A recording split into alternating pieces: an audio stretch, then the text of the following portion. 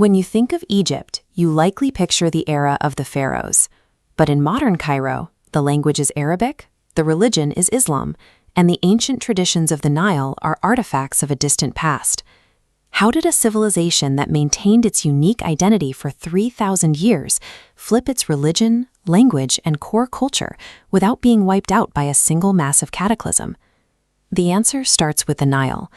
In ancient times, this narrow strip of green was Egypt's only lifeline. The people believed their king, the pharaoh, was a god who held direct, divine control over the river's annual floods. This belief fueled a massive economic engine.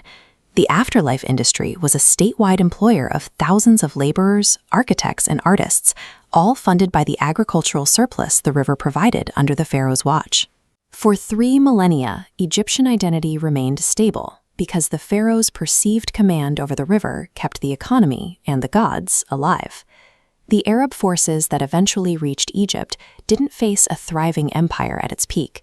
They entered a society that had been undergoing a slow, structural collapse for centuries. This timeline graph shows the first major blow. When climate shifts led to unpredictable floods and severe droughts, the pharaoh's claim to divinity shattered along the harvest. Without a reliable food supply, the central government lost its grip on power. Then came the Roman annexation. Egypt was transformed into a resource extraction machine for the Mediterranean. Under the Cura and Nona system, hundreds of thousands of tons of Egyptian grain were exported annually simply to keep the Roman population fed. By the 7th century, the Byzantine rulers had added religious exploitation to the economic strain. They imposed heavy taxes on the native Coptic population, specifically targeting them because they practiced a different branch of Christianity than the state. By the time the Arabs arrived, the Egyptian people weren't a proud empire defending their gods. They were an exhausted, overtaxed population looking for a way out. In 639 AD, Arab commander Amr ibn al-As led a small force into Egypt. They faced a 7-month siege at the fortress of Babylon, staring up at these 60-foot stone walls, while the Byzantine army remained barricaded inside. Inside the fort, the Byzantine governor, Cyrus, saw the writing on the wall. He knew the native Egyptians despised his rule and would never take up arms to defend their Byzantine oppressors. Cyrus surrendered. The resulting Treaty of Alexandria was a document of administrative pragmatism. Instead of forced conversions or massacres, the Arabs granted the Copts religious freedom in exchange for a tax called the jizya. The Arab commanders were skilled in desert warfare, not the complex tax administration required to manage the Nile's agriculture. To keep the country running, they left the entire civil service in the hands of the Coptic Christians. This initial conquest was effectively a management buyout. The existing bureaucracy remained intact. The tax revenue was simply redirected to a new set of rulers. Despite the religious nature of the conquest, the early Islamic rulers actually discouraged the native Egyptians from converting to Islam. This treasury diagram explains why. The state was financially dependent on the jizya, the tax paid only by non-Muslims. If the entire population converted, the empire's revenue would vanish overnight.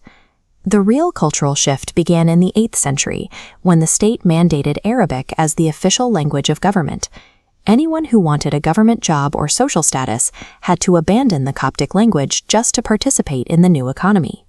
Tensions finally boiled over when later rulers sharply increased the tax burden. The Coptic peasants, pushed to their limit, launched the armed Bashmirian revolt in 832 AD. The Abbasid Caliph responded by marching his army from Baghdad to Egypt.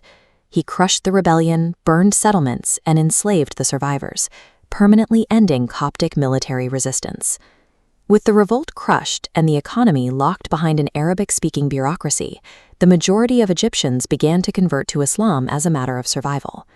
By the 14th century, the transformation was complete. The Coptic language was restricted to church rituals, and the new capital of Fustat had become the center of power, physically burying the ancient administrative landscape. While modern leaders often invoke the pharaohs to build national pride, this pharaonism is a modern political tool. It was developed in the 20th century to create a unique identity against British rule, not as a continuous line of culture.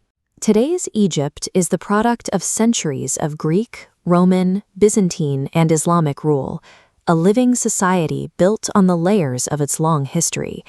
civilizations are rarely killed in a single day.